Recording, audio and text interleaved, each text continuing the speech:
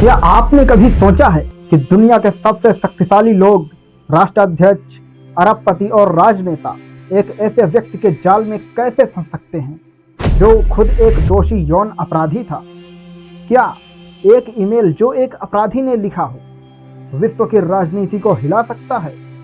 क्या आपके अपने देश के प्रधानमंत्री का नाम ऐसे दस्तावेजों में आ सकता है जो यौन शोषण और प्रभावशाली लोगों के नेटवर्क की गहराइयों को उजागर करते हैं? और अगर ऐसा हुआ तो क्या वह सच्चाई है या सिर्फ एक अपराधी की बकवास? क्या अमेरिका, इजराइल, भारत और कतर जैसे देशों की विदेश नीति पर एक अपराधी का प्रभाव पड़ सकता है? क्या जेफरी एप्स्टीन का नाम, वह व्यक्ति जो दुनिया के अमीरों का दोस्त था, वाकई में विश्व नेताओं को सलाह देता था? क्या यह सब सिर्फ नामों का खेल था? इन सवालों के जवाब जानने के लिए आज हम आपको ले चलते हैं एक ऐसी कहानी में जो रहस्य, सदमा और सच्चाई से भरी हुई है। यह है जेफरी एप्स्टीन फाइल्स की कहानी। यहाँ भारत के प्रधानमंत्री नरेंद्र मोदी का नाम भी उभरा है और भारत सरकार ने इसे दोषी अपराधी की घटिया कल्पनाएं करार दिया है। लेकिन आइए इस रहस्य को खोलते हैं एकदम गहराई से। सबसे पहले आइए जानते हैं कि जेफरी एप्स्टीन कौन था। क्या वह सिर्फ एक फाइनेंशियर था या कुछ और? जेफरी एप्स्टीन का जन्म 20 जनवरी 1953 को न्यूयॉर्क के ब्रुकलिन में हुआ था। एक साधारण परिवार से आने वाला यह व्यक्ति जल्दी ही वॉल स्ट्रीट की दुनिया में घुस गया। 1970 के दशक में उसने बेयर स्टर्न नाम की निवेश बैंक में काम शुरू किया, जहां वह तेजी से ऊपर चढ़ा। लेकिन उसकी असली शक्ति थी लोगों से जुड़ने की। एप्स्टीन ने ऐसे नेटवर्क बनाए जो दुनिया के सबसे प्रभावशाली लोगों तक पहुंचते थे। Bill Clinton, Donald Trump, Prince Andrew, Bill Gates, ये सब उसके दोस्तों की सूची में थे। लेकिन यह दोस्ती किस तरह की थी? क्या सिर्फ व्यापारिक या कुछ गहरा और अंधेरा? एप्स्टीन की जिंदगी में एक काला अध्याय 2005 को शुरू हुआ, जब फ्लोरिडा पुलिस को उसके खिलाफ शिकायतें मिली। आरोप था कि वह नाबालिग लड़कियों का यौन शोषण कर रहा था। जांच में पता चला कि एप्स्टीन का एक प्राइवेट आइलैंड था, लिटिल सेंट जेम्स, जिसे पेडोफाइल आइलैंड कहा जाने लगा। वहां वह अमीरों को आमंत्रित करता था और कथित तौर पर नाबालिगों का शोषण होता था। 2008 में एप्स्टीन को दोषी ठहराया गया, लेकिन सजा क्या मिली? सिर्फ 13 महीने की जेल, और वह भी वर्क रिलीज प्रोग्राम के साथ, जहां वह दिन में ऑफिस जा सकता था। यह कैसे संभव हुआ? क्या उसके प्रभावशाली दोस्तों ने मदद की? यह सवाल आज भी अनुत्तरित है और यही इस कहानी को रहस्यमयी बनाता है। एप्स्टीन की रिहाई के बाद उसकी गतिविधियां जारी रहीं। वह अपने न्यूयॉर्क के मैंशन में पार्टियां आयोजित करता रहा। वहां वैज्ञानिक, राजनेता और व्यापारी आते थे। लेकिन 2019 में सब कुछ बदल गया। जुलाई 2019 में एप्स्टीन को फिर गिरफ्तार किया गया, इस बार संघीय आरोपों के साथ सेक्स ट्रैफिकिंग और नाबालिगों का शोषण। लेकिन जेल में रहते हुए 10 अगस्त 2019 को उसकी मौत हो गई। आधिकारिक रिपोर्ट कहती है आत्महत्या, लेकिन कई लोग इसे हत्या मानते हैं। क्यों? क्योंकि एप्स्टीन के पास इतने राज थे कि अगर वह बोलता तो दुनिया के कई शक्तिशाली लोग बेनकाब हो जाते। क्या उसकी मौत ने उन राजों को दफन कर दिया, या फाइल्स में वे अभी भी छिपे हैं? क्या यह राज कभी बाहर आ पाएंगे? अब आते हैं उन फाइलों पर जो इस पूरी कहानी का केंद्र हैं। एप्स्टीन की मौत के बाद अमेरिकी न्याय विभाग ने जांच शुरू की। दिसंबर 2025 में एप्स्टीन फाइल्स ट्रांसपेरेंसी एक्ट के तहत लाखों पेज रिलीज किए गए। 31 जनवरी 2026 को एक और बैच जारी हुआ। 35 लाख पेज, 2000 से ज़्यादा वीडियो, इनमें email, phone message, appointment book शामिल हैं। इन फाइलों ने दुनिया को हिला दिया क्योंकि इनमें कई बड़े बड़े नाम हैं। पूर्व अमेरिकी राष्ट्रपति बिल क्लिंटन का नाम 50 से ज़्यादा बार आया। हालांकि कोई गलत काम का आरोप नहीं। डोनाल्ड ट्रंप का भी जिक्र, लेकिन फिर भी कोई सबूत नहीं। ब्रिटेन के प्रिंस एंड्रयू पर आरोप की उन्होंने एप्स्टीन की मदद से नाबालिगों का शोषण किया। एलन मस्क, बिल गेट्स, ये सब एप्स्टीन के संपर्क में थे। लेकिन क्या इन नामों का मतलब है कि वे दोषी हैं? नहीं, फाइल्स सिर्फ कनेक्शन दिखाती है, अपराध नहीं। फिर भी यह सदमा देने वाला है कि एक अपराधी इतने ऊंचे लोगों तक पहुंच रखता था। अब सवाल यह है कि इन फाइलों में भारत का क्या कनेक्शन? क्या एप्स्टीन की पहुंच भारत तक थी? हाँ, और यह कनेक्शन हमें ले जाता है भारतीय राजनीति और व्यापार की गहराइयों में। फाइलों में 3 प्रमुख भारतीय नाम उभरे हैं: प्रधानमंत्री नरेंद्र मोदी, केंद्रीय मंत्री हरदीप सिंह पुरी और व्यापारी अनिल अंबानी। लेकिन ध्यान दें, इनमें से किसी पर भी अपराध का आरोप नहीं है। ये नाम ईमेल्स और मैसेज में आते हैं जो नेटवर्किंग और राजनीतिक चर्चाओं से जुड़े हैं। लेकिन तरीका इतना रहस्यमय है कि सवाल उठते हैं, एप्स्टीन भारत की विदेश नीति में क्यों रुचि रखता था? क्या वह सिर्फ नाम ड्रॉप कर रहा था या कुछ और? आइए सबसे पहले हरदीप सिंह पुरी के कनेक्शन से शुरुआत करते हैं। हरदीप सिंह पुरी एक पूर्व राजनयिक हैं जो 2014 में भारतीय जनता पार्टी में शामिल हुए। वर्तमान में वे पेट्रोलियम और प्राकृतिक गैस मंत्री हैं। एप्स्टीन फाइल्स में उनके और एप्स्टीन के बीच कई ईमेल और मीटिंग का जिक्र है। नवंबर 2014 में मोदी के प्रधानमंत्री बनने के कुछ महीनों बाद पुरी ने एप्स्टीन को एक ईमेल भेजा। इसमें उन्होंने भारत से जुड़ने के महत्व पर चर्चा की। मोदी के नेतृत्व में डिजिटल इंडिया, आर्थिक सुधार। पुरी ने लिखा कि मोदी की जीत के बाद भारत में निवेश के अवसर और अमेरिकी निवेशकों से जुड़ना चाहिए। एप्स्टीन ने पुरी को सिलिकॉन वैली के निवेशकों से जोड़ा, जैसे लिंक्डइन के सह संस्थापक रीड हॉफमैन। अक्टूबर 2014 में एप्स्टीन ने पुरी को ईमेल किया कि क्या हॉफमैन से मीटिंग हो रही है। पुरी ने जवाब दिया, तुम मेरे दोस्त हो, चीज़ें करवाते हो, कोई सलाह? एप्स्टीन ने सलाह दी कि कैसे पिच करें, भारत यात्रा आयोजित करें, इंडस्ट्री से परिचय करवाएं। फाइलों में पुरी की एप्स्टीन के न्यूयॉर्क आवास पर कम से कम 3 मीटिंग्स का जिक्र है। जून 2014 में एक मीटिंग जिसमें इजरायली पूर्व प्रधानमंत्री एहुद बाराक और अर्थशास्त्री लैरी समर्स भी थे। यह मीटिंग मोदी के सत्ता के आने के ठीक बाद की थी। 2014 से 2017 तक पुरी की एप्स्टीन के साथ कम से कम 5 अपॉइंटमेंट्स रिकॉर्ड हैं। लेकिन क्या यह गलत था? पुरी उस समय सार्वजनिक पद पर नहीं थे, वे रिटायर्ड डिप्लोमेट थे और भाजपा में नए नए शामिल हुए थे। भाजपा ने इसे खाली नाम ड्रॉपिंग कहा, लेकिन ईमेल दिखाते हैं कि परिचितता गहरी थी। पुरी ने ईमेल भेजने से इनकार नहीं किया, लेकिन कहा कि वे डिजिटल इंडिया के लिए केस बना रहे थे।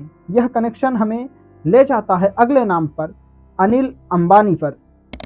अनिल अंबानी रिलायंस ग्रुप के चेयरमैन, मोदी सरकार से करीबी माने जाते हैं। फाइलों में एप्स्टीन और अंबानी के बीच कई मैसेज हैं जो 2017 से शुरू होते हैं। मार्च 2017 में डोनाल्ड ट्रंप के राष्ट्रपति बनने के 2 महीने बाद अंबानी ने एप्स्टीन को आई मैसेज भेजा। इसमें लिखा, लीडरशिप उनकी मदद मांग रही है ट्रंप सर्कल के सीनियर लोगों से जुड़ने के लिए, जैसे जेरेड कुशनर और स्टीव बर्नर। लीडरशिप से मतलब क्या? शायद दिल्ली की सत्ता। अंबानी ने कहा कि मोदी की ट्रंप से मुलाकात जल्द होने वाली है और मदद चाहिए। 2 हफ्ते बाद 19 मार्च 2017 को एप्स्टीन ने अंबानी को मैसेज किया, इजराइल स्ट्रेटजी पर चर्चाएं मोदी की डेट्स पर हावी हैं। 2 दिन बाद अंबानी ने बताया कि मोदी जुलाई में इजराइल जाएंगे और पूछा ट्रैक 2 के लिए तुम किसे जानते हो। ट्रैक 2 मतलब अनौपचारिक डिप्लोमेसी। यहाँ से कहानी जुड़ती है मोदी के 2017 के दौरे से। 25-26 जून 2017 को मोदी ने अमेरिका का दौरा किया, जहां उन्होंने ट्रंप से मुलाकात की। यह मोदी का पहला अमेरिका दौरा था। ट्रंप के राष्ट्रपति बनने के बाद मुलाकात में द्विपक्षीय संबंध, आतंकवाद, व्यापार पर चर्चा हुई। कुछ हफ्ते बाद 4 से 6 जुलाई 2017 को मोदी इजराइल गए। किसी भारतीय प्रधानमंत्री का पहला इजराइल दौरा। यह दौरा ऐतिहासिक था। रक्षा, कृषि, जल प्रबंधन और समझौते। मोदी ने इजरायली प्रधानमंत्री बेंजामिन नेतन्याहू के साथ समुद्र तट पर घूमते हुए तस्वीरें खिंचवाई जो दोस्ती का प्रतीक बनी। लेकिन एप्स्टीन के ईमेल्स में क्या लिखा है? 6 जुलाई 2017 को मोदी के इजराइल दौरा खत्म होने के दिन एप्स्टीन ने जाबोर वाई नाम के एक प्रभावशाली कतरी व्यक्ति को ईमेल भेजा। जाबोरी कतरी रॉयल फैमिली से करीबी हैं। ईमेल में एप्स्टीन कतर को क्षेत्रीय तनावों पर सलाह दे रहा था। सऊदी यूएई के साथ नंबर 8 पॉइंट में लिखा, the Indian prime minister Modi took advice and dance and songs in Israel for the benefit of the US president. They had made a few weeks एगो एट वर्क्स। यह कुछ गलतियां वहां मूल प्रतियों में भी हैं। एप्स्टीन दावा कर रहा था कि मोदी ने सलाह ली और इजराइल में नाचा और गाया ट्रंप के फायदे के लिए, और यह काम कर गया। लेकिन उसकी सलाह एप्स्टीन की या ट्रंप की? ईमेल से लगता है ट्रंप की, लेकिन संदर्भ में एप्स्टीन खुद को क्रेडिट दे रहा है। यह ईमेल हमें जोड़ता है बड़े भू राजनीतिक खेल से। 2017 में कतर पर सऊदी यूएई का बाइकॉट था। एप्स्टीन कतर को सलाह दे रहा था कि कैसे अमेरिका और इजराइल से करीबी बढ़ाएं। भारत का इजराइल दौरा उस समय अमेरिका, इजराइल, भारत गठजोड़ को मजबूत कर रहा था। चीन पाकिस्तान के खिलाफ था। क्या एप्स्टीन इसमें शामिल था या सिर्फ नाम ड्रॉप कर रहा था ताकि खुद को महत्वपूर्ण दिखाए? फाइलों में कोई सबूत नहीं कि मोदी या फिर ट्रंप ने एप्स्टीन से सलाह ली। अब 2019 में और कनेक्शन। मोदी के 2019 चुनाव जीतने के बाद 24 मई 2019 को एप्स्टीन ने अंबानी को ईमेल किया, mister Modi might enjoy meeting Steve Bannon. Bannon Trump के पूर्व स्ट्रेटजिस्ट थे जो दक्षिणपंथी विचारधारा के थे। उसी दिन एप्स्टीन ने बैरनर को लिखा कि उसके पास really interesting mister Modi meeting है। बिना स्पष्ट किए किससे लिखा? उनका आदमी कहता है कि वाशिंगटन में कोई उनसे बात नहीं करता। भारत का मुख्य दुश्मन चीन है और उसका प्रॉक्सी पाकिस्तान। फिर मिस्टर मोदी ऑन बोर्ड। क्या इसका मतलब मोदी सहमत है या एप्स्टीन की कल्पना? अंबानी के ऑफिस ने कोई जवाब नहीं दिया। ये कनेक्शन सदमे वाले हैं क्योंकि एप्स्टीन एक दोषी अपराधी था। लेकिन भारत सरकार की प्रतिक्रिया क्या थी? 31 जनवरी 2026 को विदेश मंत्रालय के प्रवक्ता रणधीर जायसवाल ने बयान दिया, हमने एप्स्टीन फाइल्स के एक ईमेल के रिपोर्ट्स देखे हैं जिसमें प्रधानमंत्री और उनके इजराइल दौरे का जिक्र है। जुलाई 2017 में प्रधानमंत्री की आधिकारिक इजराइल यात्रा के तथ्य से परे ईमेल में बाकी संकेत एक दोषी अपराधी की घटिया कल्पनाएं हैं जो पूरी तरह से तिरस्कार के योग्य हैं। सरकार ने इसे पूरी तरह खारिज कर दिया, कहा कि कोई सबूत नहीं किसी मीटिंग या सलाह का। लेकिन विपक्ष चुप नहीं रहा। कांग्रेस ने सवाल उठाए। कांग्रेस महासचिव जयराम रमेश ने कहा, एप्स्टीन फाइल्स के नए हिस्से में पीएम का नाम कई बार आया है। आधिकारिक प्रवक्ता को जवाब देना पड़ा, लेकिन कई सवाल बाकी हैं। कांग्रेस प्रवक्ता पवन खेड़ा ने 2019 के 2 ईमेल पर स्पष्टीकरण मांगा। टीएमसी सांसद सागरिका घोष ने इसे सदमे वाला और शर्मनाक कहा। सरकार से स्पष्टता मांगी। भाजपा ने जवाब दिया कि कांग्रेस ने ईमेल एडिट किया, हित शब्द जोड़कर, ताकि लगे कि मोदी ने एप्स्टीन की सलाह ली। यह पूरी कहानी हमें सोचने पर मजबूर करती है, सख्त के गलियारों में क्या चलता है? एप्स्टीन जैसे लोग कैसे प्रभाव डालते हैं? क्या वे जासूस थे? कुछ थ्योरी कहती हैं कि एप्स्टीन मोसाद के लिए काम करता था, ब्लैकमेल के जरिए, लेकिन यह सिर्फ थ्योरी है, सबूत नहीं। फाइलों में ये कनेक्शन दिखाते हैं। एप्स्टीन नेटवर्किंग का मास्टर था, लेकिन कोई अपराध का लिंक नहीं। फिर भी यह रहस्यमयी है कि एक अपराधी विश्व राजनीति पर टिप्पणी कर रहा था। आइए अब मोदी के 2017 दौरों को विस्तार से समझें ताकि संदर्भ स्पष्ट हो। जून 2017 में मोदी वाशिंगटन गए। ट्रंप के साथ व्हाइट हाउस में मुलाकात। ट्रंप ने कहा मोदी एक ट्रू फ्रेंड हैं।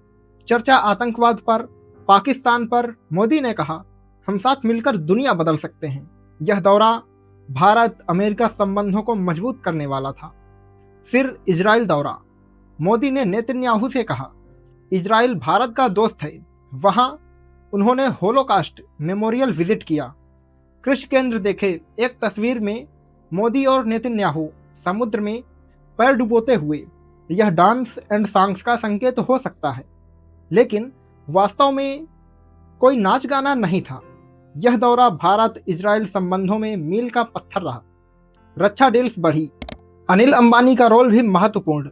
अंबानी रिलायंस डिफेंस के मालिक जो राफेल डील में पार्टनर थे।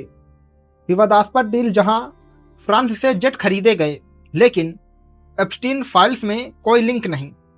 उससे अंबानी एप्स्टीन से जुड़े, क्योंकि एप्स्टीन के पास ट्रंप सर्कल तक पहुंच थी। 2017 में भारत अमेरिका से करीब आ रहा था। इजराइल से भी एप्स्टीन शायद मध्यस्थ बनना चाहता था। हरदीप पुरी का कनेक्शन। डिजिटल इंडिया से 2014 में मोदी ने डिजिटल इंडिया लॉन्च किया। पुरी पूर्व राजदूत अमेरिका में निवेशकों को आकर्षित कर रहे थे। एप्स्टीन जो वैज्ञानिकों और निवेशकों से जुड़ा था, मददगार साबित हुआ। लेकिन क्या यह नैतिक था? एप्स्टीन की पृष्ठभूमि जानते हुए भी। ये सारे पॉइंट जुड़ते हैं एक बड़ी तस्वीर में। वैश्विक प्रभाव का खेल। एप्स्टीन फाइल्स दिखाती है कि शक्ति कैसे काम करती है।